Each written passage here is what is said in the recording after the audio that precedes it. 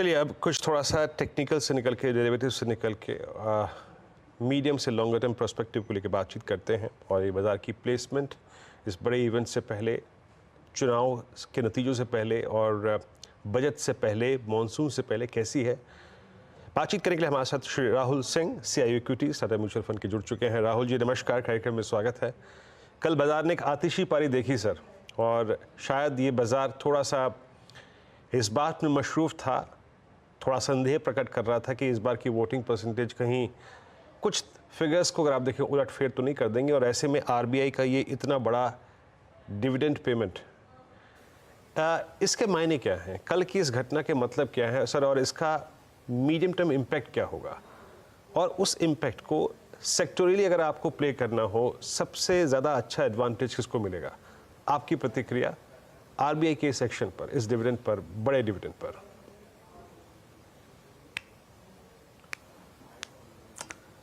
Thank you मुझे invite करने के लिए। फर्स्टली देखिए, जो RBI की जो डिविडेंड है वो आप इस संदर्भ में देखिए कि हमारी इकोनॉमिक सिचुएशन, जो मैं फिस्कल डेफिसिट या current account deficit, inflation, interest rate का जो एक कॉम्बिनेशन देख रहा हूँ, या इसके पहले भी जो देख रहा था, वो काफी एक गोल्डीलॉक्स टाइप सिचुएशन बनी हुई थी।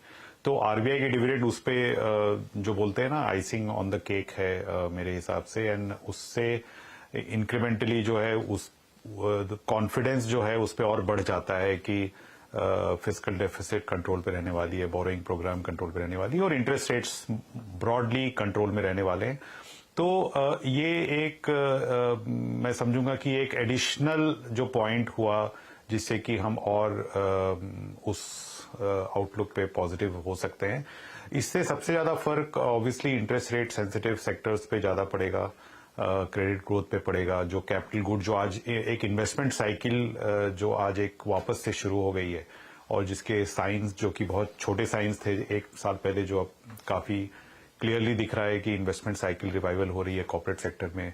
दूसरी तरफ हाउस होल्ड सेक्टर में भी रियल एस्टेट के मार्फत जो इन्वेस्टमेंट साइकिल, एक हाउस होल्ड का जो इन्वेस्टमेंट साइकिल होता है वो रियल एस्टेट के जरिए वो भी काफी स्ट्रांग है। और सबसे बड़ी बात है कि जो सेक्टर्स अच्छा नहीं कर रहे थे इन टर्म्स ऑफ मैन्युफैक्चरिंग या कैपिटल गुड्स, इन सब में हमें अब दिख रहा है कि आउटलुक जो है काफी इंप्रूव हो गया है। तो सबसे ज्यादा फर्क, इंटरेस्ट रेट अगर स्टेबल रहती है तो सबसे ज्यादा फर्क जो है वो इन्वेस्टमेंट डिसीजंस पे पड़ता है। हाउस होल्ड की investment decisions in real estate और कॉर्पोरेट सेक्टर की इन्वेस्टमेंट डिसीजंस उनके खुद के कैपेसिटी एडिशंस में। तो ये एक जो है, क्या बोलते हैं इसको, एक वर्चुअस साइकिल स्टार्ट कर सकता है। और इसकी वजह से हमें इसका फायदा जो है काफी सस्टेनेबली GDP को 6.5-7% पर रख सकता है अगले 3 से 5 साल। तो मैं मानता हूं कि इसका ये इस इवेंट का, जो RBI की जो डिविडेंड का इवेंट का, मैं बोलूंगा कि एक ये एडिशनल पॉइंट मानता हूं उसको, कि हम ऐसे भी इस सेगमेंट पे बुलिश ही थे कि इन्वेस्टमेंट साइकिल रिवाइवल हो रही है, उस पे एक ये एडिशनल जो है पॉजिटिव फैक्टर ऐड हो जाता है। और सेक्टर्स वही जो अच्छा कर रहे थे वही, उसी पे हम और ज्यादा पॉजिटिव रह सकते हैं। दूसरा, बैंकिंग पे भी मुझे लगता है कि कहीं ना कहीं लिक्विडिटी ईज होगी after elections and once the emerging market bond index की वजह से जो फ्लोज आएंगी, तो उससे बैंकिंग सेक्टर की जो आज लिक्विडिटी प्रेशर है वो भी कम हो सकती है। तो बैंकिंग सेक्टर जो कि पिछले 1 साल से अच्छा परफॉर्म नहीं किया है, उसमें भी मुझे लगता है काफी उसको भी काफी फायदा पहुंचेगा अगले 12 से 18 महीने में। नहीं राहुल जी, मैं हर्षदा बोल रही हूँ मुंबई स्टूडियो से। मैं आपसे एक चीज पूछना चाह रही हूँ। ये जो भी एक्शन हमने देखा अब तक मार्केट में तेजी का, उसमें रिटेल पार्टिसिपेशन एकदम अपने चरम पर है। कितने नए SIPs आप औसतन देख रहे हैं मार्केट में जुड़ रहे हैं? इसमें से कितना पुराना पैसा है, और रफली इस पैसे को, स्पेशली नए पैसे को एलोकेट कैसे किया जा रहा है? How are mutual fund managers like you handling this money? क्योंकि हर रोज कई सारे लोग आकर हमसे भी पूछते हैं कि हमने अब तक मार्केट की इस तेजी में पार्टिसिपेट नहीं किया है, हम क्या SIP शुरू कर सकते हैं? उनका पैसा आ तो जाएगा, लेकिन आप लोग कैसे चैनल कर रहे हैं उस पैसे को?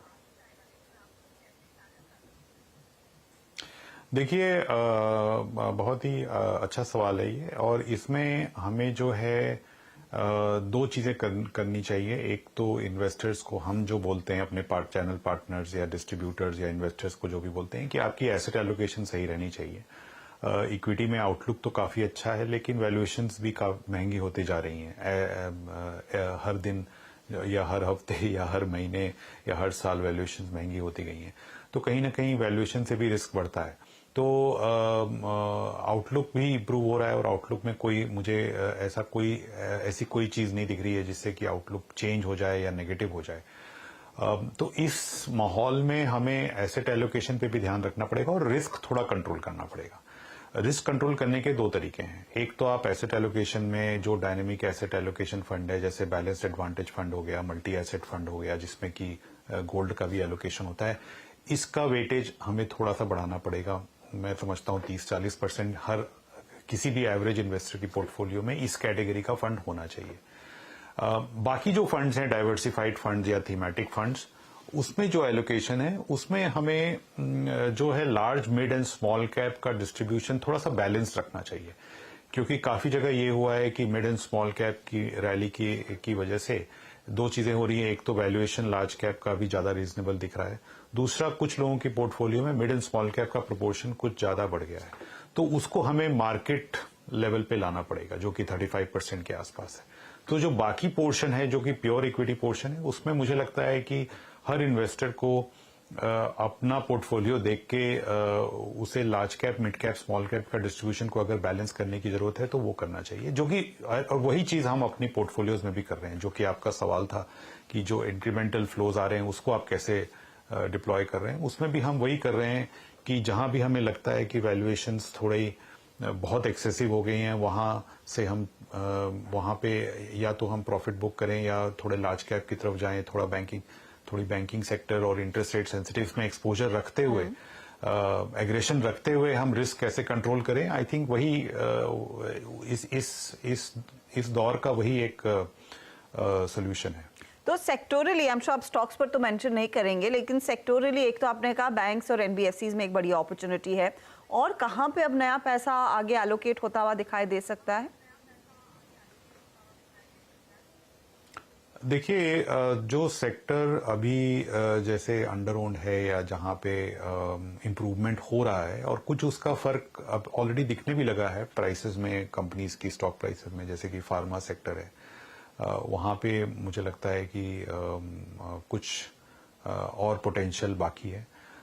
हेल्थ केयर सेक्टर मैं समझता हूं कि अगले 5 से 10 साल में एक लॉन्ग टर्म ग्रोथ स्टोरी है। Health care, domestic health care, जो कि हॉस्पिटल, डायग्नोस्टिक लैब, वो मुझे लगता है कि वो एक सेक्टर है जहां पे आई थिंक पोटेंशियल काफी है।